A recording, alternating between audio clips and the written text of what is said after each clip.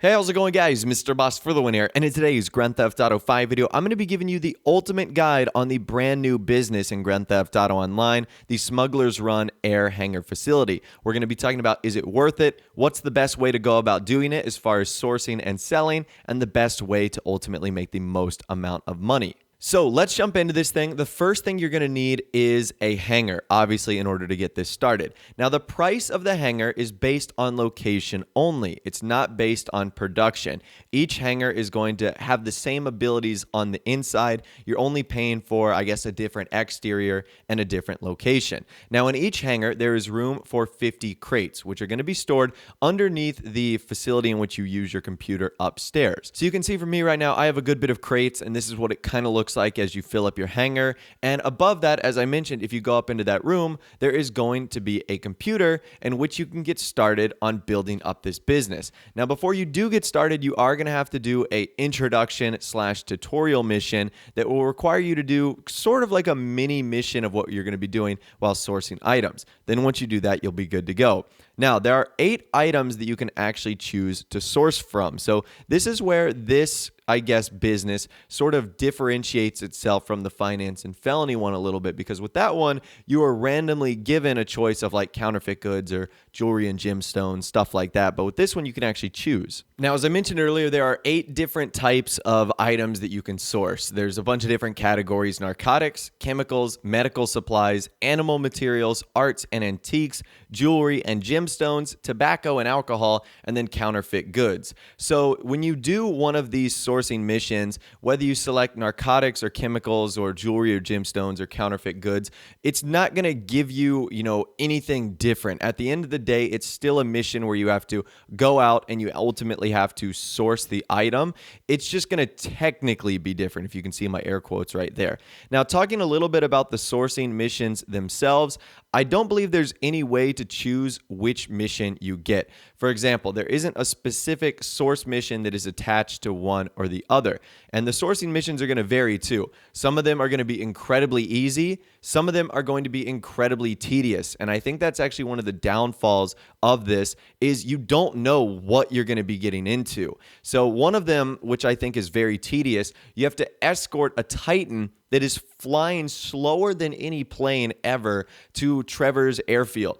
And it is constantly getting attacked by buzzards, and it takes about 20 minutes in order to get that done. Whereas the one that we did in this video, it was basically just go from point A to point B, kill a bunch of people, get the goods, and come back. And that took about 8 minutes. So there is a difference between some of the sourcing missions. Unfortunately for you, you can't really tell which one it's going to be until you ultimately get into it. Now, something else that's interesting about the sourcing is there is no cost to source an item. So this is also a difference between this business and the finance and felony one. With the finance and felony one, I think you were paying $6,000 per crate. So if you got 3 per time, it would be $18,000. For this time, there is no sourcing fee, which is actually really nice, which means at the end of the day, when you go to sell, you're going to end up with more money. Now, you source 1 item per person. However, this is capped at 4 items. So if you have a full SecuroServe CEO business, that means you're going to have 4 people, so you'll have no problem there. But if you have a motorcycle club where you have 8 people, you're not going to get 8 items per sell. You're only going to get 4. Now, once you complete a sourcing mission, there's going to be a 4-minute cooldown per crate before you can source the same item again. So if you want to source narcotics back to back, as soon as you deliver that crate, you're going to have to wait a couple minutes before you can do that. However, if you want to jump to the other 7 items that are available, like animal materials, chemicals, jewelry, and gemstones, then you can. And there's no wait for that, which is great. So theoretically, if you wanted to do these back to back to back, you could, and there would be no waiting process. So that right there is pretty much everything you need to know about sourcing these items. It's pretty self-explanatory and pretty simple. Now we need to move on to selling the items. This is where the money is going to be made. So the selling of the items is a little bit tricky, but once I explain it, hopefully it gets a little bit easier. So you can see here that I have supplies for 7 out of the 8 items. The only one I don't have is tobacco and alcohol. Now, if I wanted to, I could sell each of these individual items. So you can see each one of them sells for $10,000. 7 crates of narcotics sells for 70 grand, 9 crates of chemicals sells for 90 grand, etc.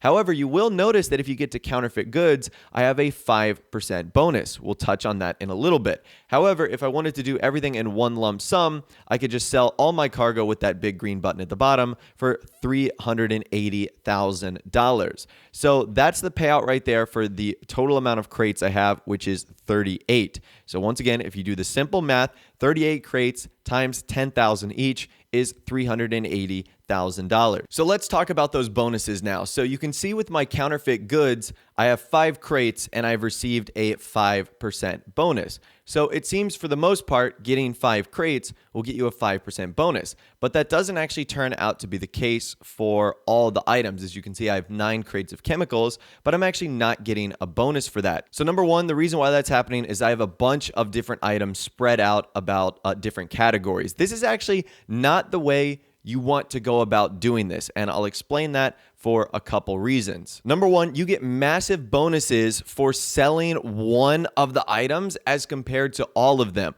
So it appears you would be better off by filling up one type of stock rather than a mixed type of stock, because here are the bonus percentages when filled with maximum supplies. So narcotics, medical supplies, and chemicals will all give you a 70% bonus, whereas art, animal supplies, and jewelry will give you a 60% bonus, and then tobacco and counterfeit goods will only give you a 50% bonus. So it seems as if with this information right here, you're better off just either sourcing narcotics, medical supplies, and chemicals. You can almost forget about doing animal art and jewelry, and you can certainly forget about doing tobacco and counterfeit goods. So after you watch this video, there should be no reason why you don't only focus on narcotics, medical supplies, and chemicals. It just doesn't make any sense why you would, go out of your way to choose the least profitable options. And speaking of profit, let's talk about how much money we can actually make from something like this. So if you sell one of the full high-end supplies, narcotics, medical supplies, and chemicals, it'll actually get you $850,000. However, if you're just doing a regular supply that's mixed with a bunch of them, like kind of I have, the total amount you could possibly get is $500,000, which is a huge difference. $350,000 is a lot of money, and that is the difference right there. So that right there is crucial, and that should give you a better idea on how you should do the sell missions. And you can see from the video footage that, I messed up too. I thought it would just be best to just go from each individual one, but no, it is definitely better to focus on one, building up narcotics, medical supplies, or chemicals. Now, speaking of the sell missions themselves, FunMW2 has confirmed that they kind of work like gun running. So there's 5 sale missions that apply to the various number of crates that you have. If you have 10 crates or less, it'll be 1 vehicle, 11 crates and more, it'll be 2 vehicles, and 26 crates and more, it'll be 3 vehicles, while there's some other missions that have their own value. So if you get the Havoc sale mission and you have 10 or less crates, it'll be 3 vehicles, 11 crates and more, it'll be 6, and 26 crates and more, it'll be 8. The Bambushka sale mission is only 1 vehicle, so you don't have to worry about that.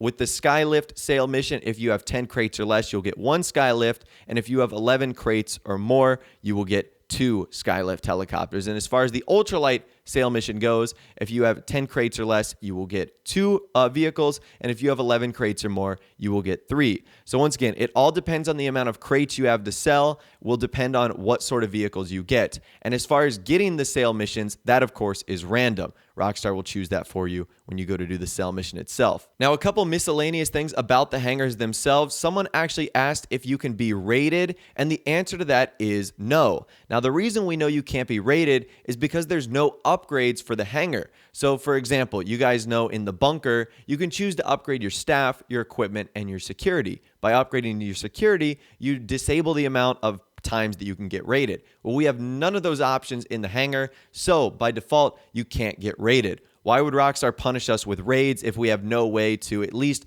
better ourselves and prevent it from happening more often? So raids cannot occur. Now, what about losing stock to other players? So FunMW2 tweeted out very early when the DLC was released that players could steal our supplies and take them back for themselves by destroying it. Well, that's actually not true. They can destroy the supplies and they can steal the supplies and take them for themselves, but they can't do that simultaneously. If someone destroys your supplies, they simply destroy it. It doesn't, add anything to them, but they can steal the supplies. So you don't actually increase the actual value of your stock by destroying other people's cargo. Rather, you can steal theirs and store it in their hangar, thereby increasing your overall stock value in the process.